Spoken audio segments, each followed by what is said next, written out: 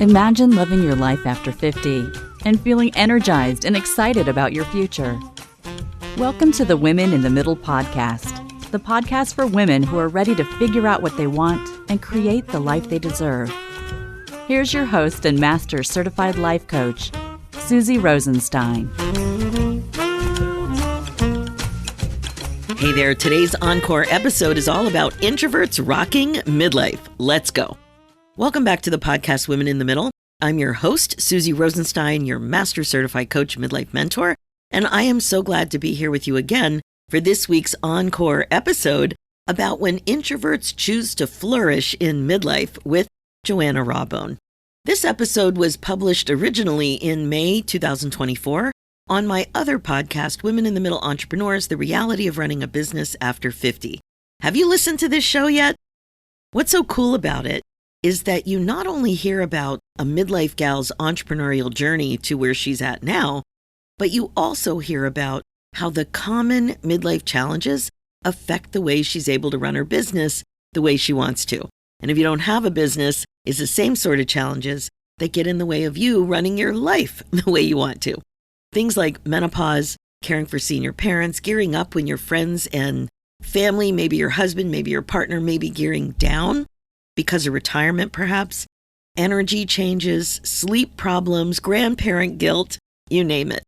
You can definitely imagine how this kind of stuff can create challenges for you, especially when you're running a business or when you just have a very tight timeline. Like you could even have a serious volunteer commitment or serious family commitments. Whatever it is, even making a doctor appointment sometimes, when this stuff comes up, it becomes a problem. My guests are just so candid and authentic when they share about how they problem solve around these issues and still run their businesses. It's so good. So Women in the Middle Entrepreneurs is also on my website, iTunes, Spotify, and all the podcast places. Anyway, every once in a while, I share one of these episodes here on the Women in the Middle podcast. Way back in January 2020, though, on this podcast, I also interviewed another guest about introversion, and it was really popular. It was episode 133, Honoring Your Introversion in Midlife with Caroline Wood. So if this is up your alley, you can check that out too. And of course, I'll put the link in the show notes. Also, you may notice that my voice isn't up to snuff. And that's one of the reasons that republishing a popular episode from the past comes in handy, because I wasn't this scratchy when I interviewed my guest today.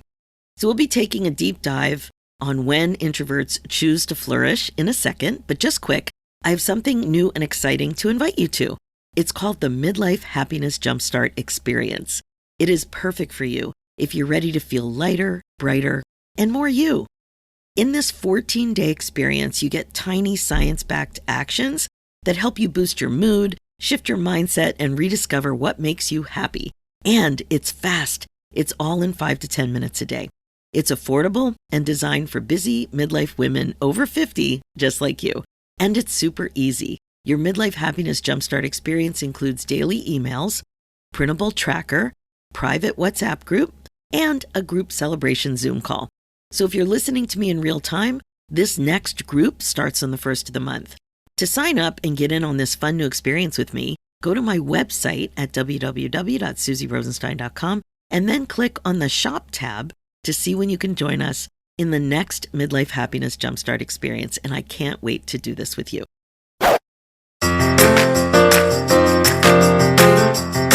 Welcome to Women in the Middle Entrepreneurs, the podcast that gives you an unfiltered behind-the-scenes look at what it's really like being a woman in the middle who's over 50 and following her entrepreneurial dreams. Grab a superhero cape, girlfriend, because you deserve one. I'm your host, Master Certified Life Coach and Midlife Mentor, Susie Rosenstein, and I am excited to inspire you with interviews that feature all of this midlife amazingness. Let's go.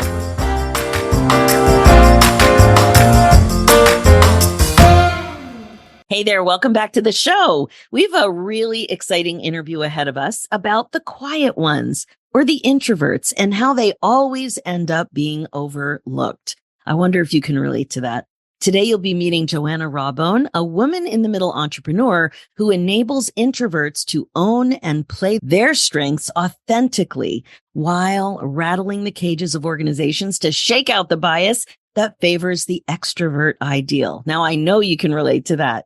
Welcome to the show, Joanna. Thanks so much for joining us today. It's a real pleasure, and thank you for the invitation. Oh, absolutely. I know we're going to have a great conversation about your midlife entrepreneur story. We're going to be talking about your business, what's going really well, and also my favorite topic, what midlife issues might be getting in the way, in your way to some extent, and maybe challenging for you in your life as well, of course, as trying to run a business, being a business owner. So let's get started with how old you are, how long you've been an entrepreneur, and of course, what it is that you do in the world. Take it away. So I am 65. Woohoo! So I know in years gone by, I would have been pensionable age, but here in the UK, it keeps creeping up and up and up. So not yet pensionable. I started and I don't know that I call it an entrepreneur business. Isn't it interesting? I'm happy to refer to myself as a small business owner, but I don't know that I quite take on the mantle of entrepreneur, but I've been doing this since 1994. So I spent 19 years in British Telecom as an engineer, as a trainer, as a project manager, and they were offering voluntary redundancy schemes. I stuck my hand up 3 years running and finally they let me go. And my plan was to take 6 months out because I'd not had a career break. I'd not had my own children. So I had worked solidly for all that time. So I was going to take 6 months out to design my business because I knew the time had come for me to work for myself. I didn't want to be answerable to anybody else. And then I picked up my first gig at my leaving do. So I never did design my own business. It just happened. It just morphed. You mean at your little going away party or tea or whatever? That's great. Yeah, I had a big party in the pub that was called the Over the Wall party because I felt like I was escaping over the wall. So that's where my journey started back in 1994. So I've seen a few recessions. I've seen a few difficult times. And it's in since 2018 that I really started to focus on what really mattered to me. So up until that time, I was working as a coach, a trainer, facilitator, working with lots of global organizations, helping their people develop their interpersonal skills, their management, their leadership skills. And then my mum died and I'd already lost my dad. So I was then an adult orphan. And you know how quite often that's a tipping point for you to reflect and think, okay, what next? And so that's exactly what I did because I thought, so what happens now? I could retire early. I could carry on doing what I'm doing, but I had this immense sense that there was something missing. So I joined a women's mastermind program and started to feel my way into what might be missing. And although I didn't find it there, I found it a bit later. I had this sense that actually I'm not done yet. I might be getting to the point of being done with all the corporate stuff. And that's when my business, Flourishing Introverts, was added to my existing corporate work.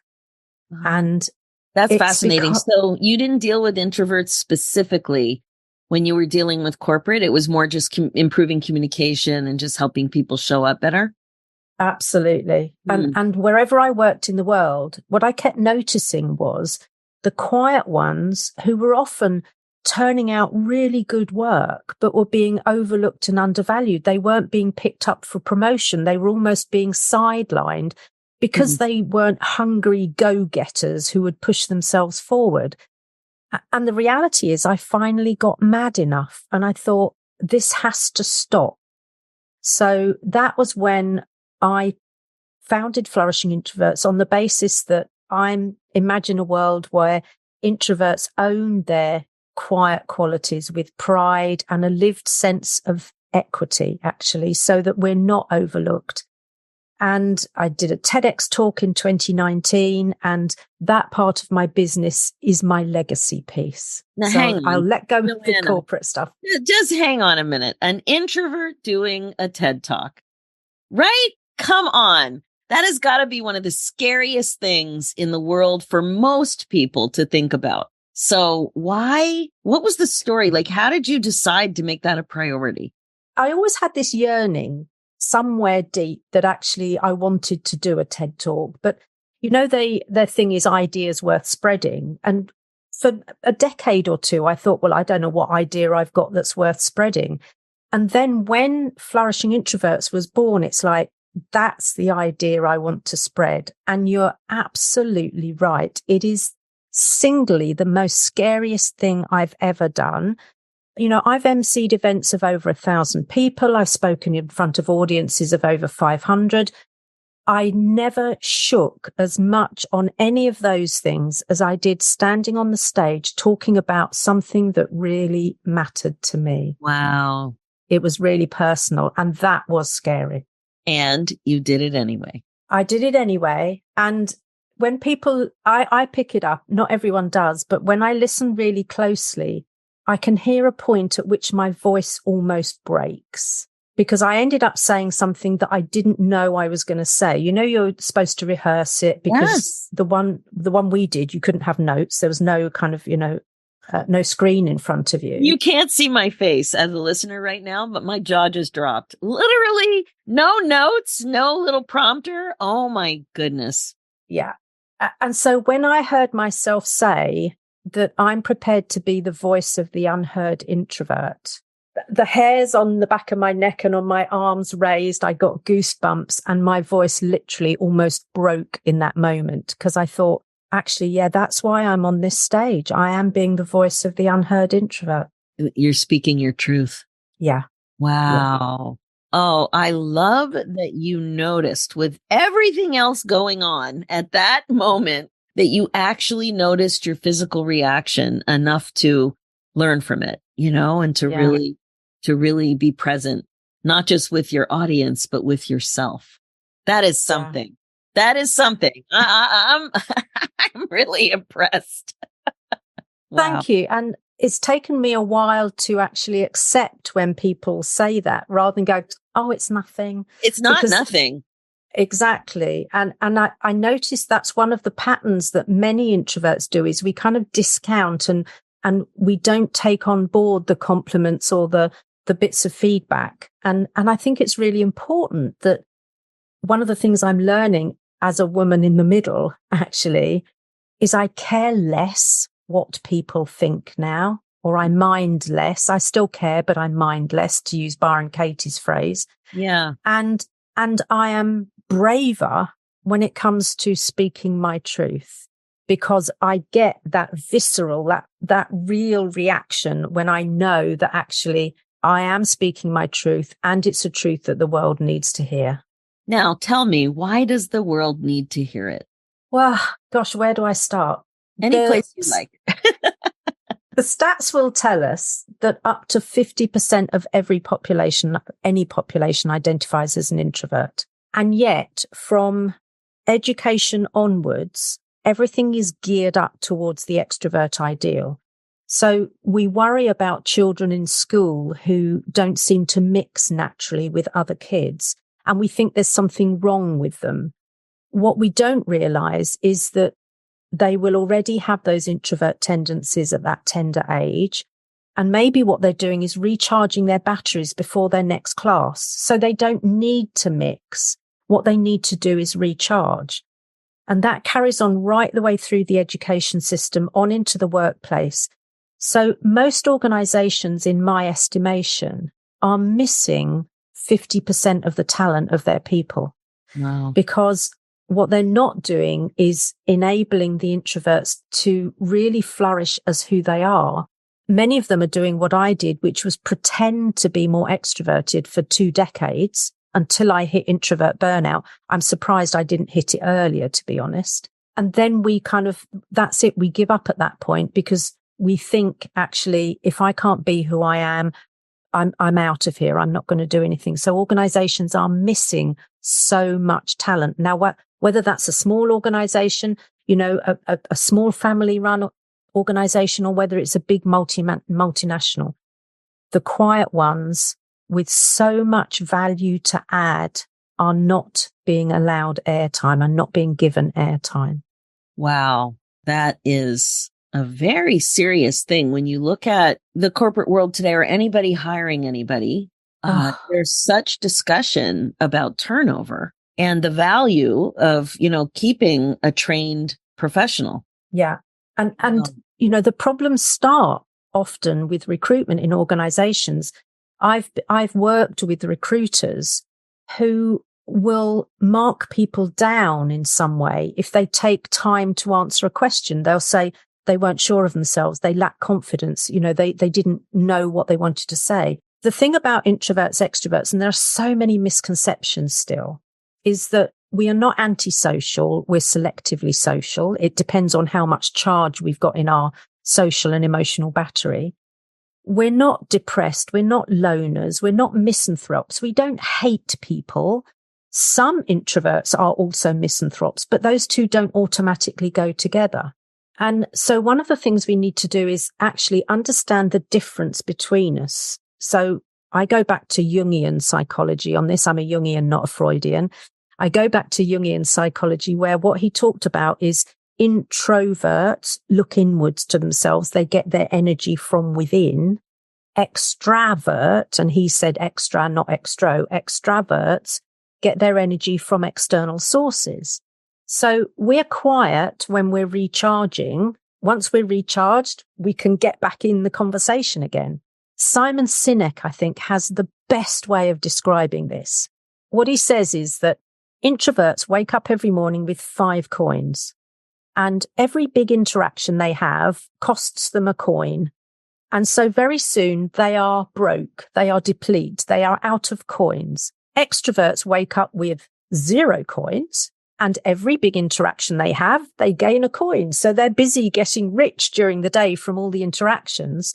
So the very thing that drains us is what charges the extrovert. So it's not that we're broken in need of fixing. It's just that we get our energy from different sources. And then there's the communication process different. So extroverts typically, I'm making a bit of a generalization, but it's not far off, have a say, think, say process. So you ask an extrovert a question, they'll give you an answer, and it's like a stream of consciousness. They'll make sense of it as they're talking. In fact, I have a very dear friend, Matthew, who says I speak in order to understand what I'm thinking. Exactly the opposite for introverts. We think, then speak, and then reflect again. So it takes us longer to respond because we're thinking through what is our point of view on this? What are the right words to use? And therefore sometimes miss the opportunity in the conversation because we haven't jumped in the way that an extrovert does. But of course, both of those have value. Both of those bring something to conversations, be they business or personal conversations. That is so good. Thank you for referencing that idea and then explaining it so clearly. So with your work, are you working with the introverts, or are you also working with, are you also working with companies to better enhance the potential of their employees? Both. So I work with individual introverts, either one-on-one coaching or group coaching. I have got some training programs that they can do for the ones who really enjoy self-study, because typically introverts aren't that good in learning in groups unless we're in groups of introverts. And then it's different, actually.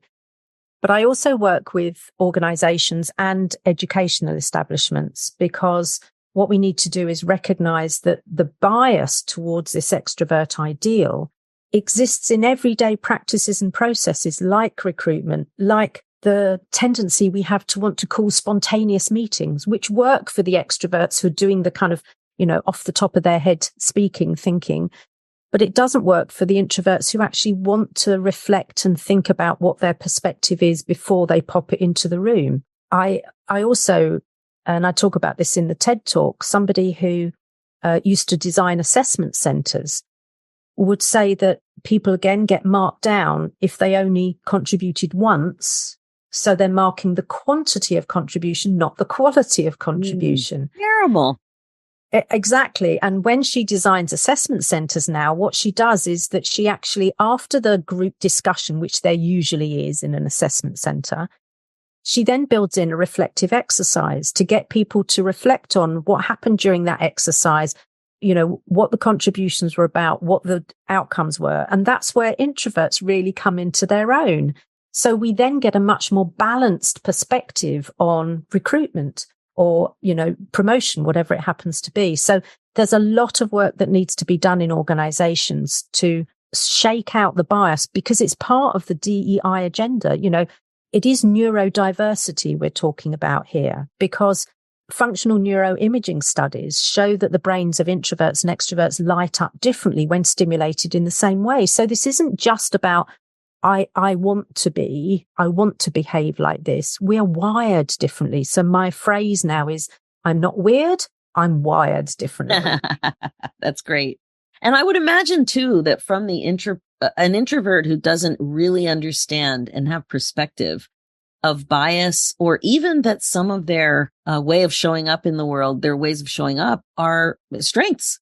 Yeah, absolutely. Some of the best world leaders and business leaders are introverts. And yet you're right. We don't tend to recognize those quiet, calm strengths that they have. The ability for an introvert quite often to be a servant leader, which is what we need these days. We need the servant leader. We need the empathic leaders. We don't need the right chaps, follow me kind of leaders anymore. We don't necessarily need the big charismatic leaders. We need leaders who are prepared to work in service of their teams, in service of their people, in service of their clients. So we really should be getting more of a balance of leadership, so that the quieter ones bring to the fore their followers who may also be quiet, because then we get that richness of contribution. We get to solve problems right at the root cause rather than just the presenting issue, because people will go deep in things. People will reflect. There are so many good reasons to promote introverts into leadership roles. Yeah. And would you say your ideal client is very aware of the problem? Like, do you need to teach what the problem is before somebody hires you? Or is somebody really in having a problem with their introvertness? Introversion, I guess is what you would say. If I'm thinking about individuals, then most of those people know that what makes them different is their introversion. And a bit like me, I didn't find out until my 30s that what made me different was that I was an introvert. And many people I'm working with, it's 30s and even 40s before they get that sense of, oh, so there are other people like me then. I'm okay. So they're aware that what makes them different is their introversion. They have often fallen into the trap, like I did, of pretending to be more extroverted because that's what it seemed the world needed. And they've now reached that point of going, I have more to offer and I'm up for this. So I refer to them as quite often as my sassy introverts. So they've got some sass to them. They've got some kind of a real spark to them. Unfortunately, many introvert groups are filled with people who are saying, I can't answer the phone because I'm an introvert. I can't do this because I'm an introvert. There's no such thing in my world as I can't because I'm an introvert. All I need to think about is how much charge do I need in my battery to be able to do that thing? And then I can. So that's what I help introverts do, is really own their strengths, play to their strengths, articulate them positively. So I remember you wouldn't think so now, I can't stop now, can I? But I used to be told, God, you're so quiet, aren't you? We don't hear much from you. And in the past, I would have mumbled some kind of an apology. These days, I say something like, thank you for noticing. As an introvert, my strengths include the ability to really listen to what people are saying and to notice what's not being said and assimilate ideas. And I can only do that if I'm relatively quiet. So thank you for noticing. Now, all of a sudden, yeah, exactly. The speaker has no idea of what they just asked or what it meant, what it meant that they asked it. Yeah. So good. Okay, Joanna. Now, sounds like everything's perfect, but I know it isn't. No. So tell me what's going on for you in midlife and what classic midlife collisions are going on in your world that are making life just a little bit more challenging, especially running your business. I think the big one for me is sleep. And it's something that post-menopause has seems to have got worse. I had a relatively easy menopause in that I didn't take HRT. I would have night sweats but not to the point where I needed to change the bedding or anything like that. And I still remember delivering courses where I would steam my own glasses up. So all of a sudden I'd be taking my glasses off and kind of waving them around, hoping they would clear somewhat. So that kind of overheating and an actual sluggishness that actually makes it harder for me than certainly when I was a younger business person. I think one of the things, and this sounds awful to say, but now I'm an adult orphan, I don't have the worries of thinking about ailing parents. I don't have that to think about actually, can I travel at the moment for work? Because what if anything happens to mum or dad? So that's in the past, and that was tough to deal with, but that is behind me now. You know what? It's not awful to say it. It's a phase, and we all go through it. My parents died when I was young, but I have step parents, right. But I'm really glad you called it being an adult orphan, because you are. Yeah, and absolutely. My situation's always been weird because technically I'm not, and technically I am. Because my birth parents are no longer with us. But it doesn't sound awful. Everything I do in my work and on both podcasts is really appreciate age and stage. And I'm just shining a spotlight on it, because it's not just that you're an entrepreneur. It's not just you're a woman entrepreneur. You are a midlife woman running a business. And you are an entrepreneur, by the way. I know you said at the beginning you're not. So funny. But it's a difference. It makes a difference with our priorities, the reality of our responsibilities, the reality of some of the physical things that are very common for us to deal with and go through, sometimes, if not all the time, whatever. Like it's real. It's real. It is. It's kind of, this phase reminds me of when I did have babies and I was pregnant. Everybody was okay talking about pregnancy. Nobody's okay talking about, well, now it's a little different with breastfeeding, but I did not get the real scoop about breastfeeding. It was like a conspiracy. Everything is just perfect. Nothing hurts. It's easy. I was committed to it, and it hurt, and it was challenging. And then when I had under 3.5, it was really challenging. So wow, it was, I barely remember that. So I barely remember anything from that phase. But I do find that there's not a lot of people talking about what's really going on when you're trying to run a business in midlife and dealing with this extra stuff. So don't feel awful. It's a reality. You had that phase, now you're in a different phase. It is. And one of the things I found fascinating is as I was, I'm now 65. So as I was approaching my 60s, mid to late 50s then, I did quite a lot of work in the Middle East, and I was working in Doha with nationals, and my brief, it was for a big oil company. My brief was to bring the men and the women, the ladies as they call them, together so that they would communicate and interact. Well, if you know anything about that culture, that's quite rare actually. And so I knew I had quite a tough brief. What I hadn't quite anticipated was that for that culture, they seem to respect their elders. So the fact I had grey hair really helped. And I had a lot of the young men who would come and seek my counsel, who would take advice. And I knew I'd made it when one of the Arab men came and offered his hand to shake mine, because you certainly don't offer your hand first. And it was like, actually, that's huge respect coming from that culture. And interestingly, because that happened around that mid to late 50s, and I've got to say that my 50s were better than my 40s, and my 60s have been better than my 50s. So for anyone who's working up through this, don't think that life ends, because far from it. But that gave me a lot of confidence to think, actually, yes, I'm grey-haired, but that just means I've got a lot of wisdom. I've got a lot of experience that I can now share with people. And I have never, ever experienced the invisibility that some midlife women talk about. And I think that's partly because I've chosen not to be invisible. So I think there's a big thing happens here, that we choose how we show up. We determine what attitude we're going to bring to things. And I have never felt invisible, and I can't imagine feeling invisible because I choose not to be. It's very interesting. We think we can control how other people think and act and feel, and we can't, but we can control how we show up. Absolutely. Yeah, really interesting. And I know another thing you mentioned is that you didn't subscribe to the macho goal setting approach. Tell me more about that. Are you talking about the patriarchy, that sort of thing? Yeah. And the whole, you must have a SMART goal, so as entrepreneurs, and I've joined quite a few programs, I've worked with quite a few mentors, and I've been shamed by some fairly big male business mentors who, when they were trying to pitch me for I think one of them was a $24,000 program.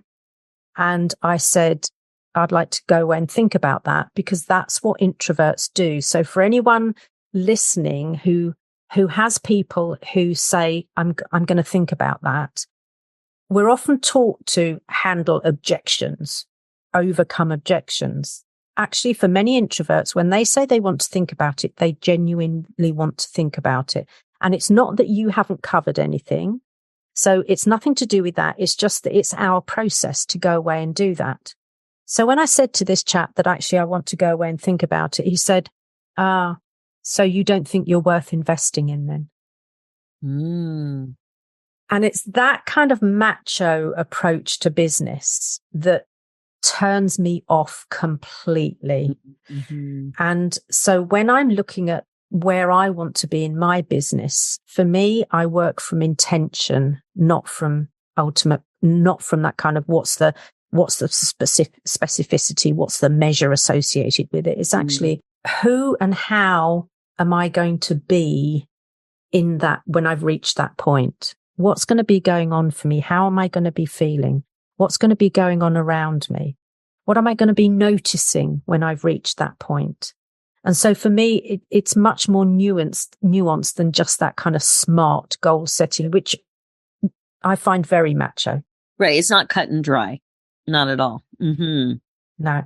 Interesting. Okay. So tell me what you think. Tell me a little bit about your experience being an older and, of course, wiser woman as an entrepreneur, as a business owner. You said you don't see the visibility thing showing up for you. Is there anything that you notice about being that age?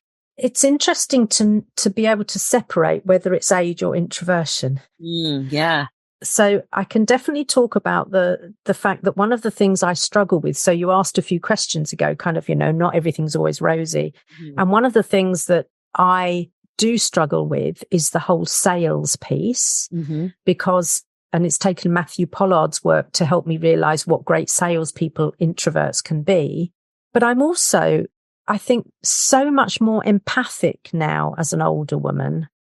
And I tend to see the kind of ripple effect of things. And it's one of the reasons why I'm really happy not to push people to buy stuff from me. I invite them to work with me, and I'm very happy to do that, but I'm not in the least bit interested in, as I say, the shaming thing or the pushing them or even, so much of what we're taught around the entrepreneur space is, have the scarcity piece in there. And so people will create false scarcity, and the value stacking piece where actually I've never seen you offer any of those things. So how do I know that's what it's worth? You've told me that's what it's worth, but I can't buy it anywhere else from you. So for me, it comes back to with age, my ability to be really authentic and confident in the power of my authenticity. I think authenticity is a bit overused as a word, but I know exactly for me that I have to be able to put my head on the pillow if I could sleep and sleep at night, rather than worry about actually, I've spun someone a bit of a yarn, or I've fabricated something. So I have to be able to stand full square behind everything I do and know that actually that's aligned with who I am and where I want to be going. Mm-hmm. alignment doesn't feel like a struggle. It feels like you're just totally solid in the goal of alignment. Absolutely. And I wasn't laughing at you when you made your little joke about if you could sleep, but it really did strike me funny. Yeah. And you also, about appearance, about gray hair, wrinkles, and you said softness, which I thought was such a beautiful way in your notes. But certainly, I have heard a lot of people talking about gray hair in my community, and in response, people requesting that I do more episodes about it and about the decision to go all gray. I don't have a lot of gray hair, so it's nothing I deal with yet. I just have tiny little strands that sparkle in the sun. Sparkle. So I don't think that is where the real pain comes from for some women about gray. But you've embraced your gray. So was that ever an issue for you? You're all gray and beautiful. Thank you. No, it was never an issue. And, I wish people could see, because the front of my hair is actually really white and then it gets a bit darker around the back. And I wish it would all go the really white that's at the front. It's never been an issue. And it's also, in a way, so much more convenient because I don't spend hours in the hairdressers. I don't spend so much money, having to have my roots done or my color done or whatever that is. So environmentally and from a health perspective, I think it's better. And it makes me smile when I see so many younger women having their hair done grey because it's so fashionable now. It's like hilarious. Absolutely. Hilarious. Absolutely. Yeah. And so, I hear you. Yeah. So I think, it's absolutely everyone's choice. And I would never want anyone to feel that they ought to one way or the other. But I know for me, it's tied in with that authenticity. It just feels like, actually, this is who I am. I can show up much more fully as me with, in the same way that I don't have lip filler or kind of Botox or any of those things. This is me. And if you choose to work with me, you know exactly what you're getting because what you see is what you get. It's funny about this one because with Zoom now, I've never looked at myself more than I have in the last few years. Who looks at themselves this much? But when you have an online business, and what I did notice was that my eyebrows were completely disappearing. Oh, so snap, right? Like that was something I never expected and I never thought about it. And then all of a sudden they were disappearing. So I feel very out of place thinking about it so much and purchasing things that are the wrong color and the wrong product and whatever. So I definitely end up wasting a lot of money there, but that is something I am a little focused on finding, because then I had somebody in my academy, in my group program, who it was an expert on makeup for women over 50. And in fact, she was in her 70s and absolutely stunning and so knowledgeable. And she talked a lot about eyebrows and absolutely. How they, they really matter. Anyway, blah, blah, blah. That's just something I'm worried about. Well, and no, I get it too. So I've noticed that mine are thinning a lot, and I dye my eyebrows sometimes. I'll use eyebrow pencil sometimes. Because I wear glasses, you can't always see them. So you can now if I raise my eyebrows, but otherwise, you can't see them very much. But what I noticed is when I used to dye my eyebrows earlier, I don't do them so much these days, but when I did, people would always say, "Oh, have you been on holiday?" or "Have you lost weight?" So they knew I looked different, but they couldn't tell me how, because you're right. Eyebrows finish the face. Actually, they're important for features. But whilst we're talking about kind of eyebrows and hair and stuff, the one thing that I found challenging was my hair thinning as I got older. I've heard that. So when did you notice it? It was towards the end of my menopause. So it wasn't in the early stages. It was towards the end. Now, did you find it challenging because you became more self-conscious, or ideas that you had about beauty and hair? Or what do you think it was that bothered you? I think it was that I was just self-conscious, because we do associate youthfulness with bushy eyebrows and glossy locks somehow, a full head of hair. And so I think they are markers of our aging process. But because I am so intent on aging as gracefully as I can, as naturally as I can, it's then about saying to my hairdresser, okay, so how do we cut my hair now so that what wave and curl I've got kind of looks better? So I think for me, it's about, because again, my personal choice, I wouldn't necessarily go for, what are the hair extensions? I wouldn't necessarily go for extensions. I wouldn't either. But it's funny what bugs you and what you end up wanting to take care of, and also how it's different working so much from home. But it sounds like you are out and about more than I am. If you're flying around. Yeah, I'm just starting flying again. I mean, I used to fly a lot before lockdown, and of course it's just coming back again now. Mm-hmm. But as an introvert, so here's an interesting thing. As an introvert, I love working on Zoom. Mm-hmm. Now, I know there's the whole camera thing, and you'll have a lot of people say, I don't want my camera on. But because I also teach presenting to camera, one of the things I teach people is that you have to focus on the camera. If you're focusing on somebody else's face or your own face, you're going to break connection with people. So ironically, I don't see much of my own face because I'm constantly looking at you're looking at the camera. So of course I just looked up. Exactly. I was looking like, oh my gosh, Joanna's looking at me. She's judging me. No. And the other thing is, because I still deliver training via Zoom now, and we used to do it in short sessions, and now we're back to full day on Zoom. When everyone takes a break and it's cameras off, mics off, I get a break as an introvert. Whereas when I'm live in the room, there will be people who say, oh, can I just ask you a question? Can we just this? And they'll go and have a coffee.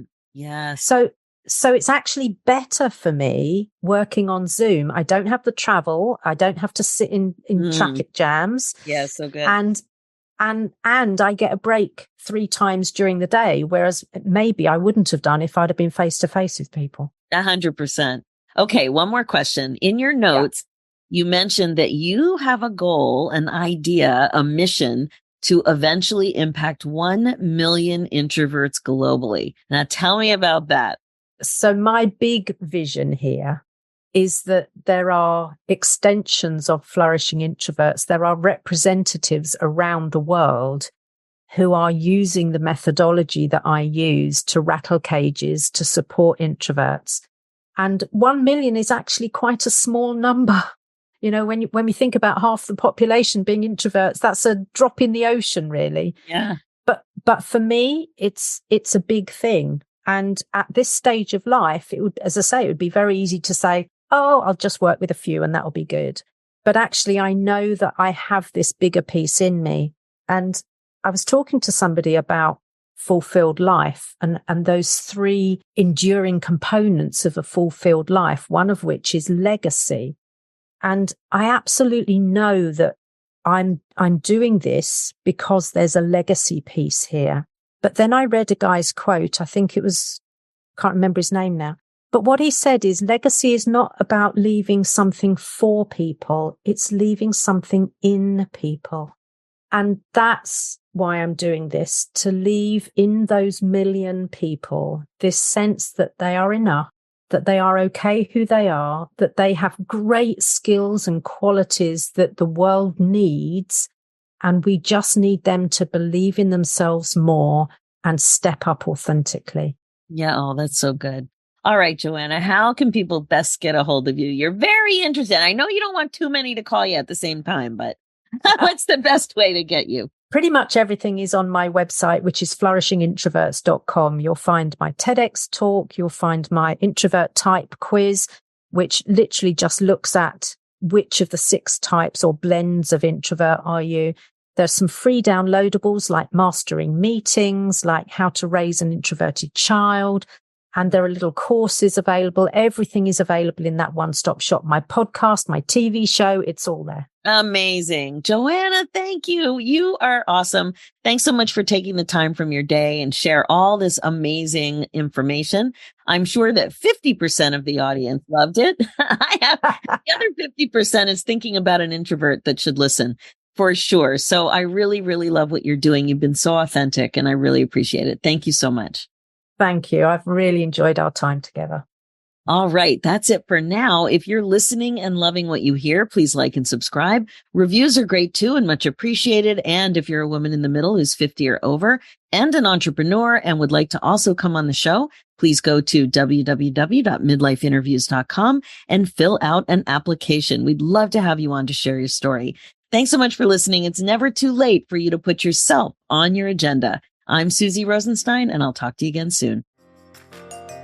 Now, real quick, before we say goodbye, if you are connecting with the show and are finally ready to make some changes to regret-proof your life, I want to invite you to apply for the Women in the Middle Academy. It's my transformational midlife group coaching program to help you get clear about what's getting in your way so you can get on with the good stuff. Head over to www.womeninthemiddleacademy.com. Talk soon.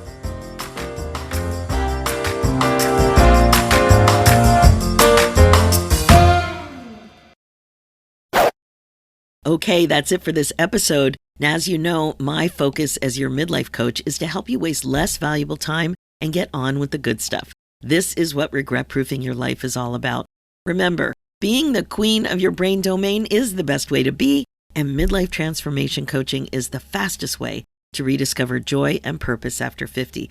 My friend, it is totally time to stop waiting for the right moment and start creating the excitement, joy, and fulfillment that you crave. So if you'd like to see if working together is a good fit for you, either in the academy or privately, please reach out to www.talktosusie.com. If you're interested in signing up for the Midlife Happiness Jumpstart experience, go to my website, susierosenstein.com, and click on the Shop tab, and you will see it there. For show notes and links, go to my website again, susierosenstein.com, and click on the Podcast tab and look for episode 421. Let's do this, ladies. It's time for you to put yourself first, one thought at a time. Thanks so much for listening, and I'll talk to you next week.